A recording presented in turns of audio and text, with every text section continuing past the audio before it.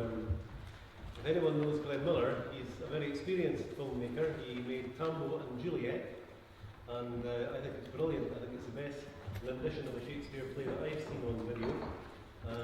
Look it up on the internet. It's got a very, the ending maybe. Okay, anyway, that's Glenn is going to try it live streaming tonight, and it may be that if it works, we'll do this again for future fairness commissions.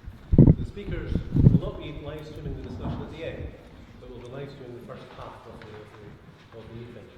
And of course, we have our usual film crew, Nanny and his crew, who have done a wee package, and I think they're probably mostly done now, aren't they? A few more bits and pieces. So, the rule is, if you don't want your face to be seen on the screen, put your hand in front of it, and that makes the clip unusable. That's great, thank you. So the filmmakers will understand for that. Okay, let's crack on. And our first speaker is Edward Sosu from the University of Strathclyde. And rather than go into big introductions, Edward, I think we'll just ask you to go on with it. You can tell us about yourself if you like. Thank you for inviting me. And as you all know, the poverty attainment gap the poverty attainment gap is a big and a huge issue. I've only got 10 minutes, so the intention is to rather raise some big issues or big ideas that will help frame the discussion and debate around how we can close the attainment gap. What I'll look at is basically the context of the attainment gap. I think we all know a bit about the context, but just highlight some issues and questions that can arise from that context. I'll then move on to talk about what I'm calling maybe the 3 pillars. Of course, it can become 4 or 5 pillars, but currently framing around that, which is understanding why and how the attainment gap poverty influences attainment, because that's important in selecting the kinds of interventions we use. Talking about the importance of research evidence and how important it is to base our interventions on evidence, and the use of systematic use of data, because data can provide us feedback in terms of what the outcomes of our interventions are. So just briefly, this is a report that was commissioned by the Scottish Government, and the outcome of the report in 2007. The conclusion was that who you are in Scotland is far more important than what school you attend, so far as achievement is concerned. So socioeconomic status is the most important difference between individuals. So this is 2007, we are in 2015. Has much changed with respect to this? If we look at this data, which is basically the outcome from the recent survey on literacy and numeracy, and this is the numeracy figures. So we are comparing 2011 and 2013, and it's looking at attainment for children from the most deprived households and those from the least deprived households. And what we see is that as children go through their education system in 2011, which is P4, P7, and S2, the attainment gap appears to increase. And if you look at 2013, nothing has changed, well, the trend is equally the same. Yeah? The trend might be similar in Dundee, it might be different, but this trend is replicated across different data sets in Scotland. So it should give us food for thought. One of the questions is the education system or our education system actually nurturing inequality? Because of course, as children go through the education system, the gap increases. So is the education system set in a way as to mitigate this, or is it simply nurturing this inequality? Again, improvement over time. Do we see improvement over time? We've looked at different data sets, and it's difficult to see where improvements are coming from. So again, these are questions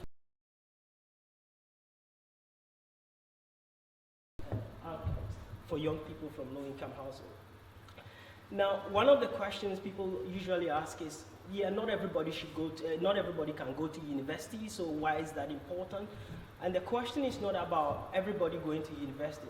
The question is about probability, chances. So if you have 2 children with what you might call almost equal capabilities, what are the chances for both of those children? And what we are finding is that the chances are lower for that one child than another, depending on parental income. So that's what we are talking about, rather than the idea that everybody going to university. So let's look at some of the figures we've got in Scotland. If we look at tariff for which is the tariff that children get after compulsory education, the average tariff for children from low-income households is 277 points. Yeah? The average tariff for children from high-income households is 554 points. Now let's look at what is required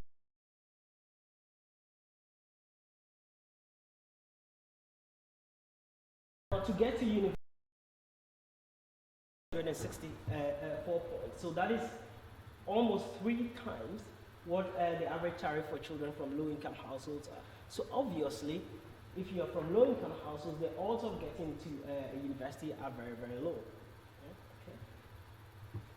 The average tariff required for getting into college is actually within the average tariff that's achieved by young people from low-income households. So we know, as from this graph, that most young people from low-income households end up in college. Of course, that means the college sector have a lot to deal with, and it means that there's almost a need for thinking about the ways in which we resource college and college tutors to improve outcomes for those young people. To go into training is very low, but if you have to go into employment, the average tariff required is higher than the tariff that young people get. So it's getting into volunteering, which we know is quite important and influences outcomes or ability to enter some job market. And if you go into unemployment and the rest, this is where majority of young people from low-income households go into. Now, the other implication of tariff is we looked at tariff and individuals earn, suggesting that by the age of in income is about £22 per week, more for those who have a higher attainment than for those who have lower attainment. And if you that's for males. If you're a female, the gap in income is about £45. So it means that attainment is actually quite important for subsequent labor market success, and also for trying to solve the poverty cycle over time. Now, how can we close the gap? One of the important things we need to do is to first understand why and how poverty is influencing attainment, because this will help us select the most appropriate interventions. The first is that multiple factors account for this. The most important is around enriched versus disadvantaged home environments. Yeah? Because we know that family stresses associated with poverty can ameliorate the experiences that children have with their parents in the households.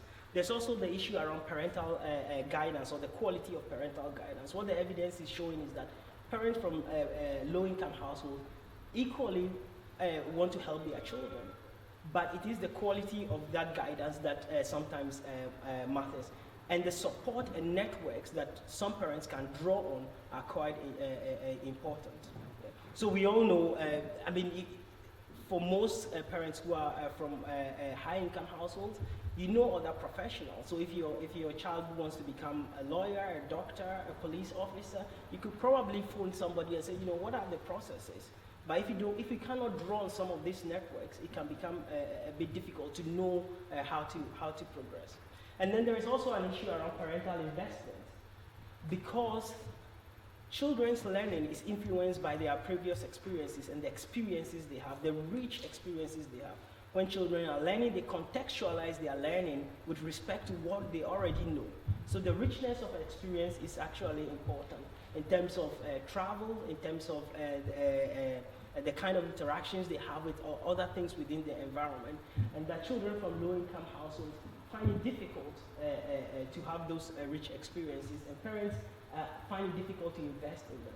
Another important aspect is around private tuition, and we know that private tuition is currently increasing and exacerbating that gap. So that parental investment is important. There are issues around school factors relating to teaching and learning practices. One is around ability grouping. We've looked at all the research, and what it suggests is that ability grouping tends to reduce attainment for children from low-income households, because when they tend to end up in lower ability groups. There is prejudice associated with that, and they are less likely to work harder. So again, using a mixed ability grouping tends to work for them. So these are some of the teaching practices. Another thing is relating to school exclusion. If you look at the figures in Scotland, for example, you've got over 65 exclusions per thousand for children from 65 per thousand for children from the most deprived household, and only 10 exclusions per thousand for children from the least deprived households. So that exclusion also prevents those young people from being able to engage with education, because they miss out by being away from the school system. There are hidden costs, as we know, in terms of school trips and resources. Teacher expectations are also some of the things that we found. And then there are also societal and structural barriers. So of course we know residential segregation that's linked to school quality. So that there are schools where a lot of the children come from particular socioeconomic background. And what that means is that teachers in those schools have a lot more to deal with, whilst in other schools they do not have, so the focus can mainly just be on the learning. And of course, it's also linked to issues of funding and the money that is available. And then there's also an issue of income inequality, because that's actually connected to the parental investment here. So understanding these barriers is quite important, and understanding the barriers within particular contexts can help us select appropriate intervention.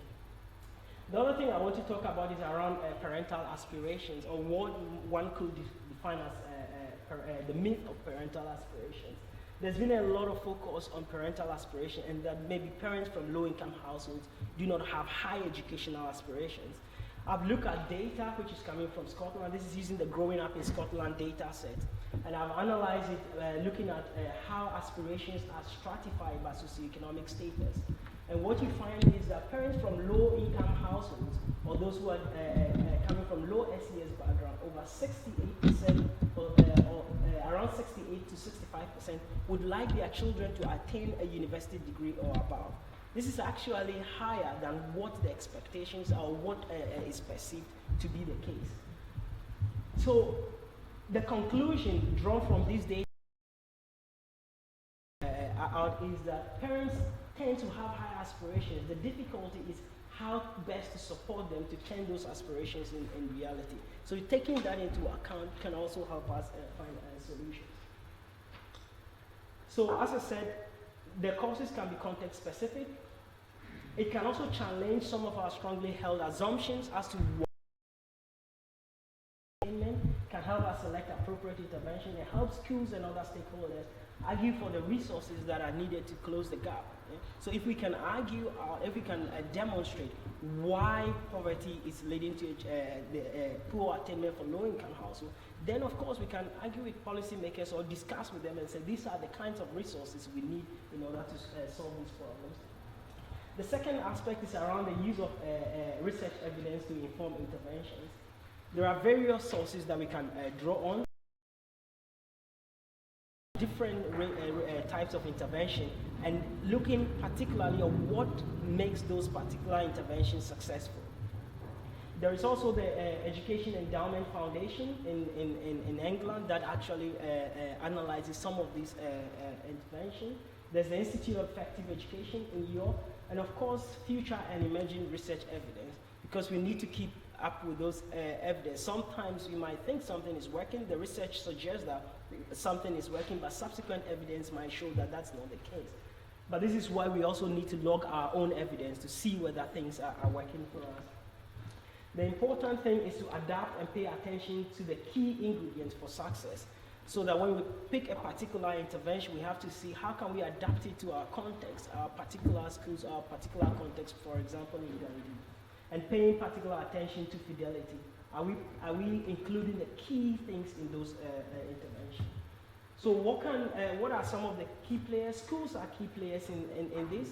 An example I'll give is around parental involvement. There is evidence that parental involvement helps close the attainment gap, but the difficulty is involving parents from low-income households as a result of multiple factors. They might have had poor educational experiences themselves, and going into school is still a very scary place to go to. So one of the approaches that I looked at recently was a school in England. What they decided to do was to stop parent evenings, because the parents they were targeting were not coming to parent evenings. And what they decided to do was, for the whole term, teachers will meet each and every parent of the child in the school, and then they would discuss what they thought was the plan the parents had for the child, and have a contract with respect to what specific thing they could change, probably creating a very enabling environment for them to learn at home. And these actually meant that they were able to see every parent and discuss issues with every parent, rather than the traditional parent evening that was not able to involve this group of parents. There are also local authority players and other stakeholders. So support and challenge by quality improvement officers, for example, can focus on what can be done to improve attainment, discussing what schools are doing, discussing what is there, and helping schools with the evidence and the support that they need. There's also the funding. Of course, we have the attainment fund.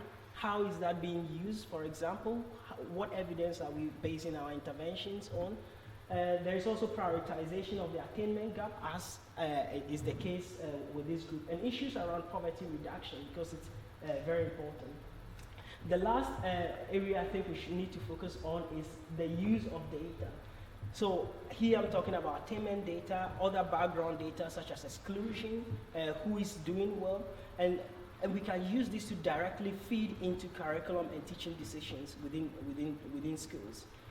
Of course, this data has to be used and discussed in a very collegiate way, because if it's used as a way of distinguishing people as either failing schools or failing teachers, of course that can lead to other problems, and that's been demonstrated everywhere. But that can tell us who is making progress and who is not.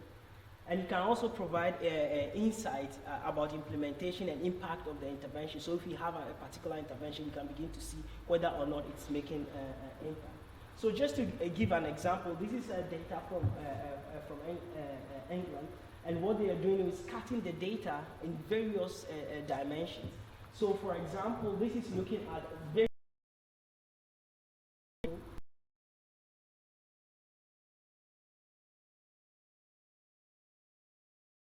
high ability and comparing it to the other group. And what they are seeing over time is that those from most advantageous households but with low ability, their attainment is increasing over time. But those from low-income households with high ability, the attainment is decreasing over time. At least these kinds of insight, or if we ask these kinds of questions of our data set, that can give us insight and alert us to things that we need to do.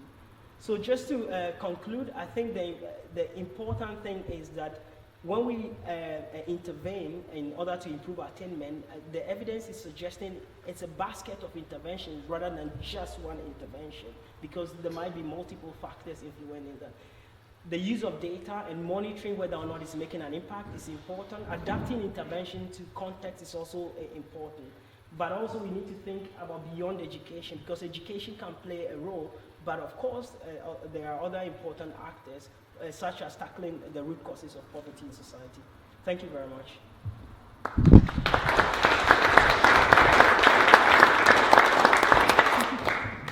Any questions for Edward and Denise? I think we set you up with a question already, didn't we? Where are you? Down the corner. Setting up with me. I think the only thing I would point out, I think the evidence also shows that the education gap starts long before children enter formal education. That attainment gap can be as much as 15 months by the time a child enters school. I think my question then would be, how important do you see the multi-agency response here to meeting attainment, given that there's a lot of work to be done in terms of addressing health needs in early years and making sure that when children come through the 27 to 30 month screening, we're using the evidence that we get from health think it's very important. I'll just give an example, which is, for example, young people and children living in care.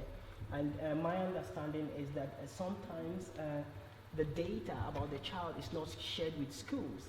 So teachers do not understand the complexity or the nature of complexity of the young people they have in front of them. And that can make it difficult for them to either empathize, understand, or put in place intervention. So that multi-agency working is very, very important in order to have a joint up thinking with respect to intervening.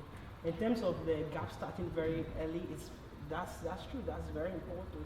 This is why we also highlighted the early years as an important dimension and provision of preschool, but high quality preschool. Because what the evidence is showing is that if you have high quality preschool, it can sometimes provide a buffer for later attainment in primary school.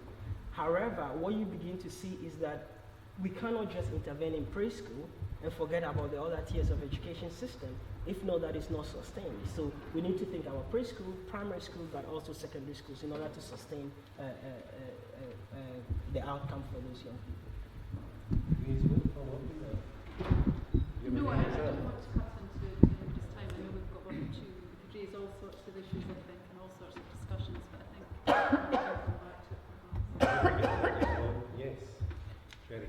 Edward, that was a fantastic presentation. Thank you very much.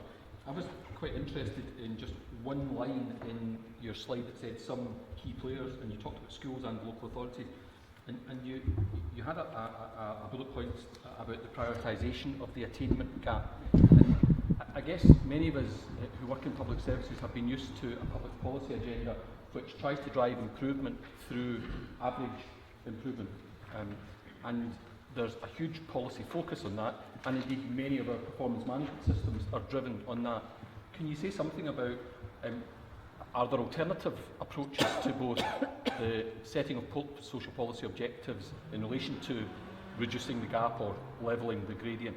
And in particular, can different performance management regimes contribute anything? When you measure anything, and when people are judged on a certain benchmark, it can influence, how they play the system.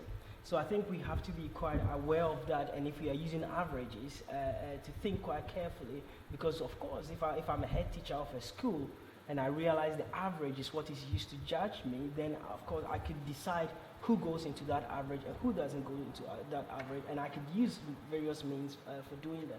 So maybe we should be thinking about value added over time. So if we take school A, how well have they done from time A to time B, rather than saying we are ranking schools, this school is better than that school, because we know that the reason why school A is better, then we need to be aware of those things, so that when we make those judgments, those judgments are value laden, but they can also influence the way in which that data is collected. So if policymakers are aware of that, and if that is included into the thinking and into the design of helping or assessing schools, I don't want to say assessing schools, actually having discussions with schools, that will be a much better way of looking at it, rather than just using averages, which can lead to different things. I think I want to pick up on colleges. You mentioned the college, principal of Dundee Angus College, right? So you'd expect me to do this, but you picked up the tariff scores that people from low income backgrounds are likely to end up at college, far more likely to end up at college or university. They're not recognised as agents of change. They're not recognised in the executive summary as main contributors to the kind of debate here. I think if you actually look at the achievement of students from low-income backgrounds in college, they achieve equally as well as students from more affluent backgrounds. And in our case, actually, last year, they achieved 17% percentage points higher than the national average for people from all backgrounds. Something is going on in the colleges that is actually helping to address the attainment gap. The way the curriculum is designed, the way students from all kind of backgrounds are treated as individuals, looked at as whole people, the design of their own education, the way that the flexibility of that pathway for them is now designed. There's something going on there that can help here. It's completely ignored in the report, completely ignored. Okay. If there are any omissions, it's not deliberate, and so I will apologize for that. But I don't think the idea was to ignore colleges as probably agents of change. I think after the report, I worked with the City of Glasgow College, and we discussed similar issues because we recognize that colleges are the ones that do a lot of work, particularly post compulsory education. So they are actually very important agents of change. And there's also a transition from college to university, and most colleges also offer higher education courses or university degree courses. So they are, I mean, when we talk about maybe higher education institutions, that included colleges rather than colleges being entirely ignored. So I think my point really would be that colleges are hugely under-researched. So if the University of Strathclyde is interested in that, we'll talk to you, but they're hugely under-researched. yeah, I'm happy to talk to you after that. Okay, there's a meeting of minds and a tryst for future joint working through. Thanks, Tim. Thank you very much. That was just a great presentation, very thought-provoking, and I was really pleased that you exploded one or two myths, one in particular around parental aspiration, because I think it is a commonly held view that people from poorer families have lower aspirations, and I think we showed that that's not nearly as marked as people think it is. I work in public health, and there are similar myths around health in people who come from poorer backgrounds. People from poorer areas have very similar aspirations for their own health and the health of their families. But what they have also is lower expectations of their own and their family's health, and that impacts that almost fatalistic view of the world, impacts on aspects of their lives. So then I worked in the west of Scotland at one time, and then the phrase there was, "What's for you'll no go by you." And I think others will be familiar with this fatalistic aspect.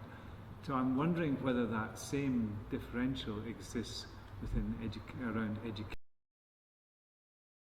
A differential in terms of expectation.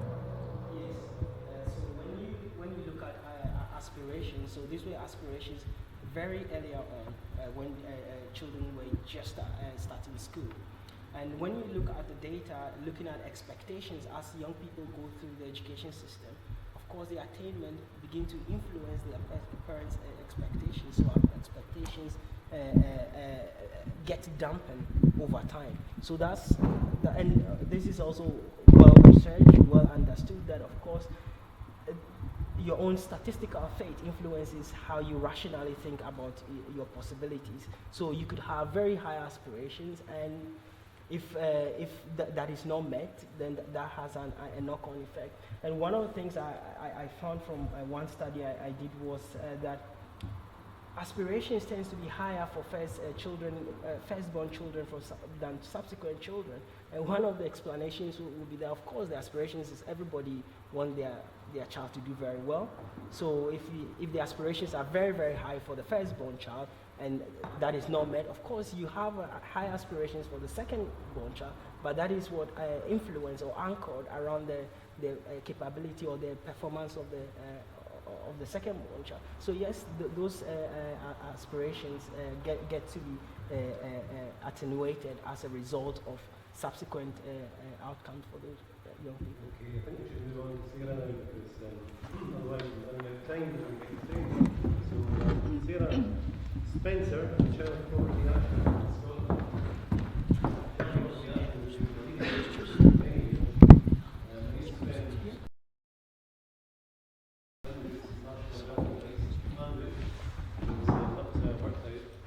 Calculate benefits from the welfare rights worker, and they've been absolutely crucial to the whole development of this agenda in Britain and in Scotland. Although some of their ex-leaders have taken a peculiar turn in later life, I'll not say anything about Frank Field. Anyway, Sarah, on you go. Okay, well, thank you very much for having me along to contribute to the meeting today. And it's actually brilliant timing because I just sent the final report for Cost of the School Day to the designer before I got on the train today. So it feels like I'm actually presenting the final findings to you today. And the report itself will be launched on the 2nd of October. After the report, it's kind of work on implementing the recommendations in the report, and I'll give you a bit of a flavour of those today. Because although this has been a project based in Glasgow and working in Glasgow schools, I think the findings are applicable to anywhere really, and I'd be interested to see how Dundee schools could possibly use it. There we go. Okay. So, Cost of the School Day, I'll give you a bit of background first. It's been delivered over the last year by ourselves at Child Poverty Action Group in Scotland, and we've been working in partnership with Glasgow City Education Services and funded by various bodies around the city. And the key focus of the project is to identify poverty-related barriers to participation and work out ways to overcome them. That's it in a nutshell. So the first question we wanted to answer was this: how do education policies and school practices impact on the participation and school experiences of children and young people from low-income households? Obviously, big picture stuff. In Glasgow, 1 in 3 children are living in poverty, and we know that nationally there is an increase in material deprivation, meaning that families aren't able to afford what they need. They aren't able to afford the basics. We also know, that's why we're here, we know that poverty affects attainment. And I think it's obvious to say that reducing school costs and tackling these kind of barriers to participation, they're not going to close the attainment gap in and of themselves, but I think these kind of practical things, these costs for families, are an important part of the picture. What I think is important is if we want children and young people from low-income households to feel included at school, to be able to absolutely get the most out of school, then it's important to know where there are barriers to them doing so. And that kind of leads to the second question here. How can policies and practices reduce or remove stigma, disadvantage or exclusion for those children and young people? What works now? There's loads and loads of stuff happening. Poverty is not a new issue for schools anywhere in Scotland, particularly in Glasgow where we were looking. So what's actually working well from children's perspectives, and what else could be done? That's what we were asking. Excuse me. That's what we were asking them. So we worked with 339 children and young people altogether between primary 5 and S6. And 111 school staff. And we worked in 8 Glasgow schools, primary and secondary.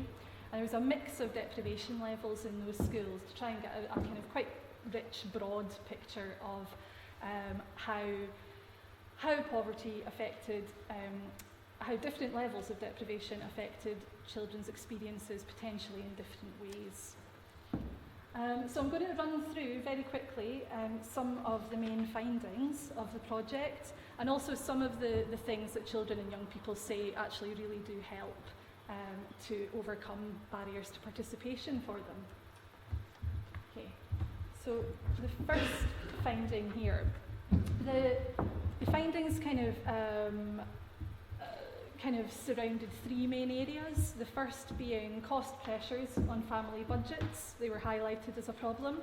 The second being unequal access to opportunities within the school, and that's access to curriculum and also to other opportunities in the school. And the third one was stigma and difference experienced by children and young people, which can obviously lead to negative experiences at school. So some of the findings here. Uniform. Uniform is the cheapest option for families, but it's still a significant cost to families. Washing it, replacing it, having different items to change with, all of these things. And from staff, there were descriptions of a real lack of decent, sufficient clothing for children, and that being picked on by other children in the school, and some quite negative experiences happening as a result. Stories of things like a family of 6 sharing gym shoes, people cutting off leggings to use as shorts in PE because they couldn't afford it. Really quite astounding things that maybe that's naive to think, but really quite shocking things, I think, we heard from staff that are happening in schools. Transport, another great cost. In Glasgow, I'm not sure of the situation in Dundee, but in Glasgow there is no financial support. If you, it's just to do with distance from the school rather than family income, so there's a large pressure on family budgets there. Again, school meals are a significant cost if you're not receiving or haven't taken up free school meals, and there are quite a lot of people just above the threshold for free meals who are struggling to pay a lot of money each week for children. School trips, expensive kind of 700 quid skiing trips to Italy are completely impossible for some young people, and actually the low cost trips are impossible for some young people as well, the £5, the £10 kind of school trips, and there are additional hidden costs there as well. Same with clubs and fun events, small kind of £1, £2, £3 things. Children say they sometimes aren't able to participate, and it's still a pressure on budgets. So those are some of the pressures on low family budgets. Unequal access to the curriculum and other opportunities. The travel costs that I spoke about. Schools are saying they take calls from parents saying that children aren't able to attend because they can't afford to send them to school, as serious as that. For schools who provide school buses, there are quite significant issues with access to learning support, to after-school activities and so on, as the buses leave straight after school, so children who live further away, children from lower income households aren't able to participate. Costs affecting participation in certain subjects in secondary school, art and design, home economics, these kind of things. And the risk that children aren't going to take certain subjects to certificate level if there is a lot of cost attached to them. So it's something quite significant there, I think. There, in terms of homework, there are barriers to completing homework for children who don't have straightforward ICT access. And those children are expected, in some cases, if there aren't alternatives for using ICT resources to complete homework, are expected to be resourceful to complete homework. It's not just a case of going home and doing it, it's kind of getting to the library on time, or going to a friend's house or family's house to use their equipment, or arranging to do it through the school day. So it's about extra resourcefulness being required to do the basics. Carrying on the unequal access issue here,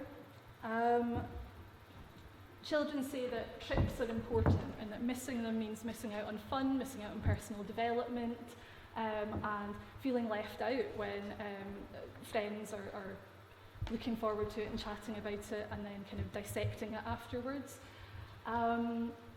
There's a lot of staff time and effort and will put into making trips free or low cost, seeking subsidies and favours from everywhere.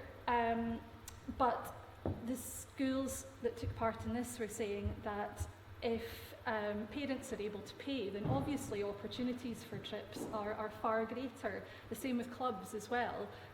It's to do with parental ability to pay. Whereas schools in more deprived areas are working very, very hard to provide basic opportunities. And so yeah, the point there's unequal access within schools for children, but also between schools with different populations.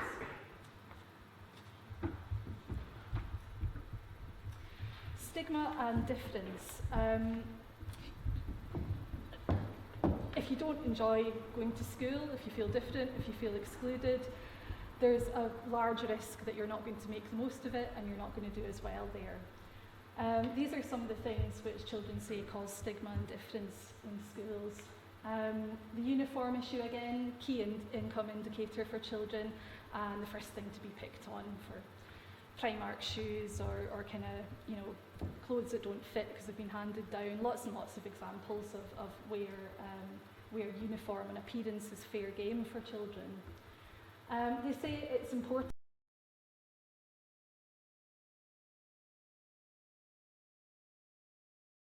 And staff say that they feel that differences are more visible in schools with quite mixed populations, where there are maybe fewer children from low-income households, compared to schools in areas of more widespread deprivation. So there's different things to think about in different school contexts, it sounds like.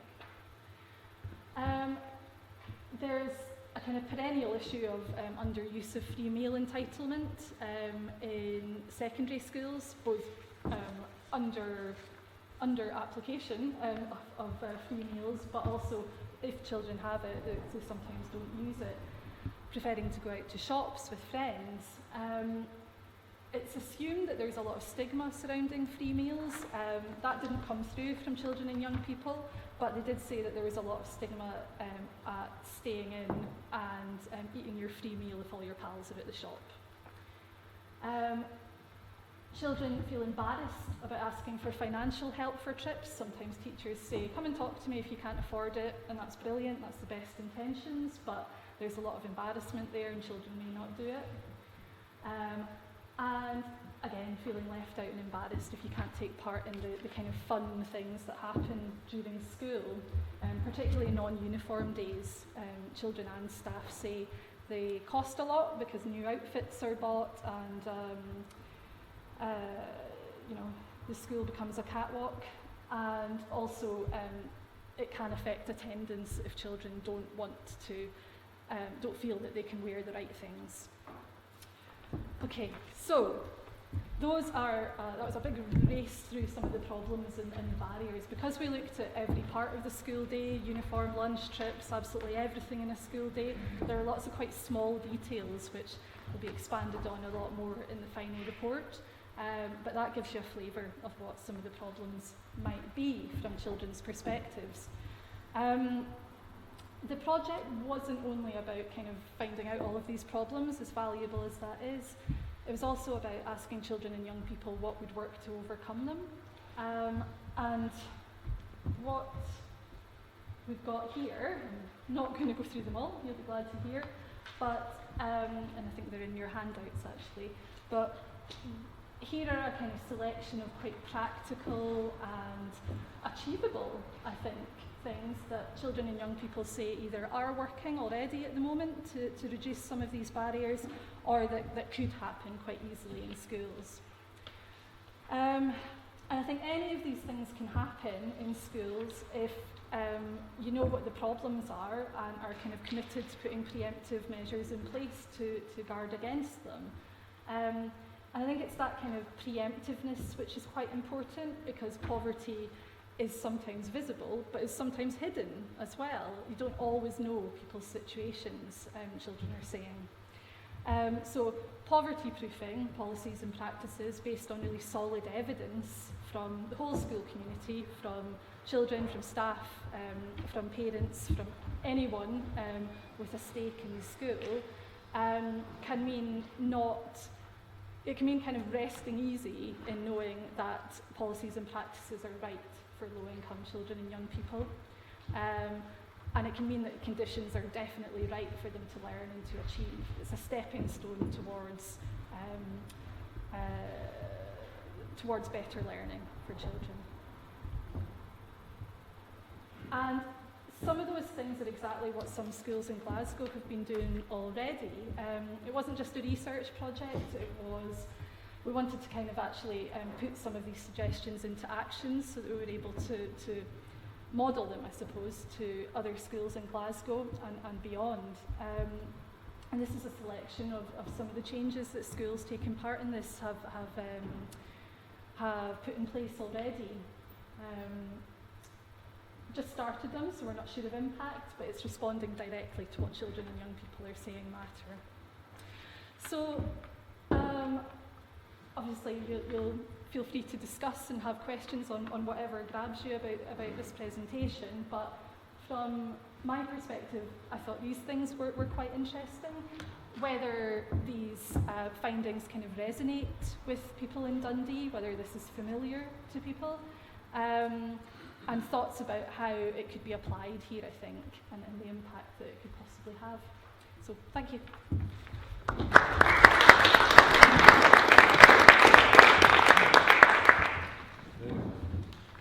we got any questions? Yes, Eric. Thanks very much for that. Has there, in the final report, is there any specific research been done on the school experiences of children with disabilities? So,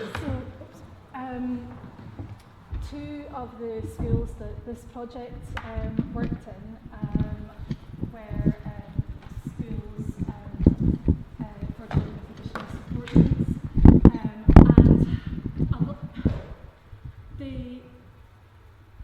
I would say that the issues were largely the same, certainly in this study, the issues were largely the same in terms of barriers to participation, and probably the most salient thing that was coming out of that were issues around transport for children with physical disabilities, in terms of buses arriving at the start of the school day and leaving immediately at the end, and so fewer opportunities for kind of extracurricular activities, and also about limited transport for taking children out on school trips, getting kind of wheelchairs, etc., onto buses. So those were two of the kind of specific barriers that came out from the SN schools that we worked in, but I got the sense that there's probably a lot more there. Is there anything in particular you were thinking of, specific experience? Well, if you take a child with limited physical disabilities, I mean, had a very good experience, school experience in Glasgow, but sometimes there's more going, but the other side of the coin is sometimes you get gangs forming around you. I just wondered if there was any evidence of that kind of stuff. Nothing coming out from here in that I know of, but sounds interesting. Yeah, I remember guys forming around me, but only to kick my head in. Anyway, right, any other questions? Yes. Thank you, Sarah. That really was good. I'd like to pick up on the school uniform. I read an article in one of the Sunday papers about 4 to 6 weeks ago, and it was a child poverty group, I don't know if it was your own, that had raised this. And they said if head teachers and local councils stopped designer clothes in schools, that would make a difference to the rest of the pupils. Have you found anything like that, or what do you think about that? I think it possibly wasn't us that said that, because that's not something that we would say, but I think so I think children and staff agreed that uniform kind of minimises differences as much as possible, but that when you're allowed to have the shoes that you want, the bags that you want, and so on, then those kind of designer brands and things kind of come into play. So some children were saying, right, well, we should just definitely make everything like completely standard. We should all wear the same clothes. We should wear absolutely identical things. You can only get it from one shop. But then there was quite a lot of children as well saying, like, you'd still find something. So even though designer brands were completely banned, there would be ways of knowing income differences, children and young people are saying.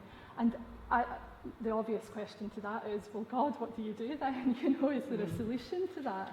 And children and young people I was speaking to kind of said, like, don't know. So actually, I don't have a solution for that. I think that's just a really big challenge. And I think it's related to the stigma that surrounds poverty in general. You know, people are eagle-eyed to look for differences in income and kind of these visible differences in income because it's something to criticise people for. It's something embarrassing. It's something shameful. So that's kind of the root of it, I think. I like what you were saying about the sweatshirts, or what came out of it, Yeah. the sweatshirts not having the badges on.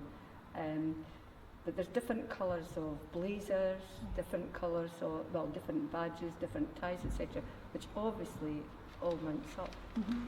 Absolutely. Yeah, there's I think there's kind of, that was an example of a way that a school had tried to make uniform a little bit more affordable. I think there's probably lots of opportunities really, it's just knowing where the problems are really. Okay, Denise. Thank you. Yeah, I think the one thing that I've been aware of doing this job is that we really have a government just now who are committed to reducing poverty and to addressing the issues that we have in school. And I suppose an example of that would be their commitment to providing free school meals for all of our children in primary 1 to 3. I wonder though if in their efforts to create an equal playing field, we've actually created an unjust playing field, and whether or not there's an argument for looking at how they distribute these resources and distributing them in a way that actually targets the people most in need. I'd just be interested in your thinking on that. Child Poverty Action Group's stance has always been for years and years a universal free school meals, you know, children having entitlement to a hot meal every day and, you know, without pressure on family budgets. And so, you know, it's the primary 1 to 3 entitlement was kind of welcomed by us, but yeah, it's kind of putting resources all in one place and maybe not addressing other areas that need to be addressed, as you say. I think though that targeting, as is done at the moment with free school meals, you know, setting a threshold below which you'll receive free meals, I think that's got its problems as well. We know that families don't always take up free meals. We know there are problems with children using them for various reasons. I think it maybe isn't working perfectly, and I think there is a lot of truth in what you're saying about kind of the difficulties of universalism, but I think it's a good place to start because targeting resources in the way that's done P3 upwards isn't always working. The support isn't always getting to families who need it. Denise, in later discussion, maybe we'll get out with you what you meant by that question, because I think there's an interesting theme to develop. James, you wanted to come in. It's not a particular question, but I was doing a conference with young people in Coburn yesterday, and they were from Open High School and to School Reform, and we were talking about that, and they all said that just because we're talking about attainment today, and they said that because they have the uniform and they're less sort of different, well, everybody's kind of wearing the same thing, that they do find it easier to concentrate class and stuff. So, and just when you mentioned free meals in schools, I received free school meals at school and didn't receive any bother at all. They looked at that and I thought that was worth it. I think definitely there was less stigma than I would have expected to hear. Children, young people were reporting less. I think it is still there because a problem they identified was when classes go out on trips, the children who receive free meals, you know, they're on the list to receive free meals whether they're taking them or not. They're presented with a kind of a paper bag with the fuel zone in Glasgow, the kind of canteen name, and staff say that children just run a mile from those bags because all their pals have packed lunches or money or whatever. So I think there is less stigma than expected, but it's still there from that example, and I think it goes back to what I was saying earlier of the problem of, you know, poverty being shameful, low income being shameful, and children very much taking that on board and reacting to it. Thank you very much, Sarah, again, for a really excellent presentation. There's very good public health evidence that the way that the NHS currently operates inadvertently widens health inequality. difficulties. It doesn't do it on purpose, but that's the net effect of the way that the NHS currently works. Dr. Suzu has presented us with very clear evidence that the way that the education system currently works widens the gap in educational attainment. Now, it's proving very difficult to get the NHS to change its approach and address what we call the inverse care law, whereby the people whose need is the greatest are the least likely to derive benefit from the services. And it looks like in education, the children whose need for improved educational attainment are perhaps those who derive the least benefit from the current education system. So we need to do something dramatic and very different in the NHS. And I would, from what I'm hearing, it sounds like we need to do something very dramatic and quite different in the education system. And one of the things I was reading about some time ago was evidence from educational systems elsewhere in the world, where, for example, the school day starts at, say, 9 o'clock in the morning and finishes at 4 o'clock in the afternoon.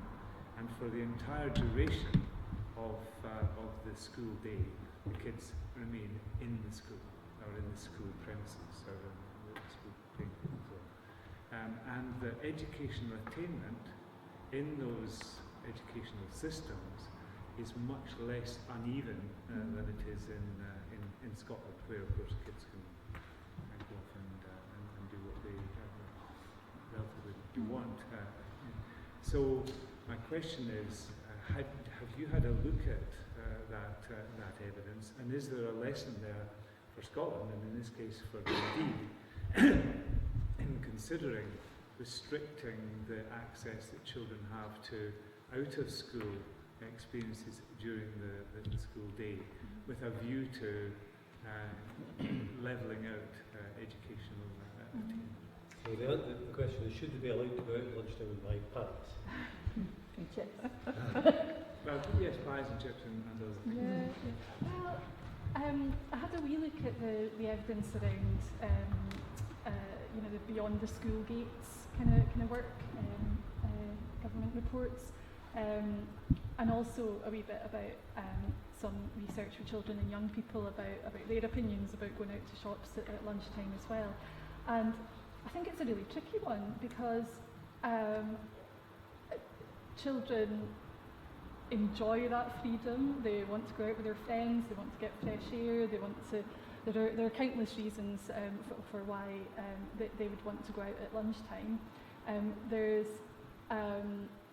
There are arguments to say, well, are we locking them up all day? I don't think that's going to be a popular thing with children and young people, or with parents indeed.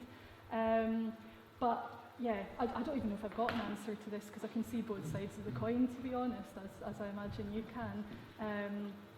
Going out to the shops to buy food that's high in fat and sugar and salt, not taking up your free meal entitlement, those are negative things. I think it needs to be looked at. I think when most first years in Glasgow secondary schools have to stay in at lunchtime, and any that I spoke to absolutely couldn't wait until second year to be able to get out, or they were sneaking out already. So it's a sort of thorny territory there, I think. No, I appreciate it's a really thorny territory. I mean, I have 2 school-age kids. I'd be delighted if they weren't allowed out of school. Yeah. Not because they're causing problems, but because I just think that's where they should be. But my question is really about educational attainment. We're here to talk about the unevenness of educational attainment.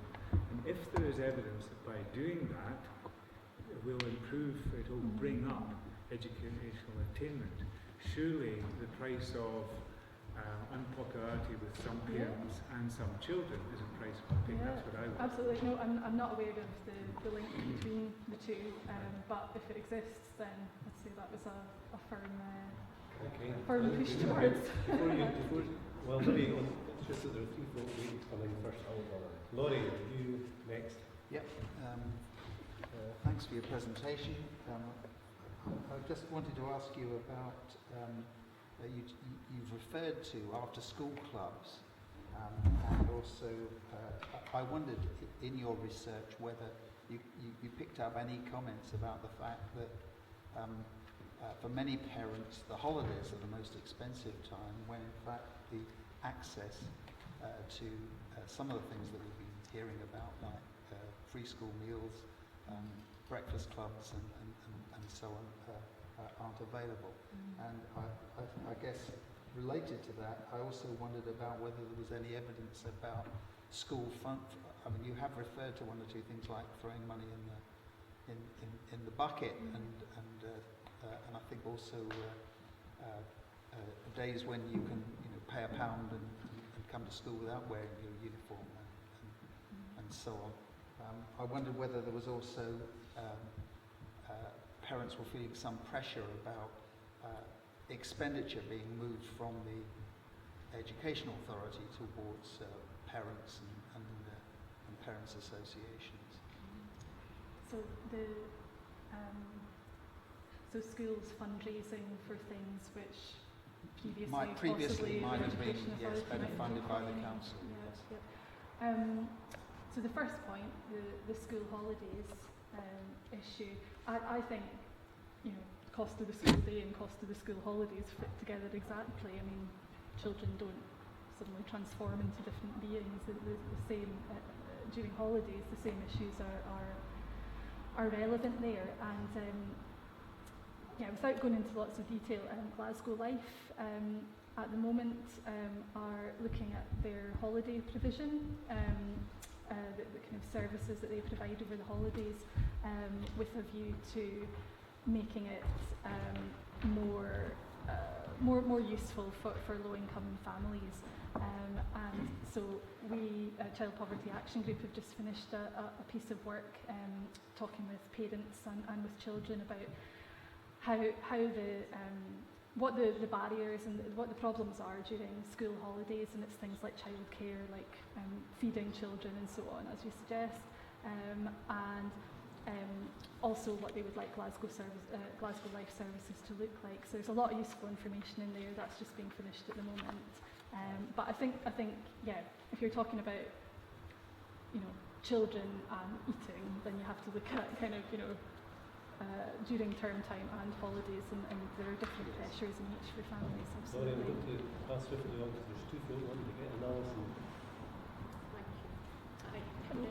I just wanted to ask something about in-work poverty versus not. Did you see any impact at all in your report when you looked at children who came from families where it was in-work poverty that they were suffering from? So the groups of children that we work with, we weren't aware of whether their specific family circumstances. We were just asking for some representation of children with receiving free meals. So it was quite mixed groups of children we were working with. But there were definitely a lot of comments along the lines of, children challenging each other, like, well, why do you get it free and I don't? Like, well, your mum works, and things like this. So that was absolutely coming through.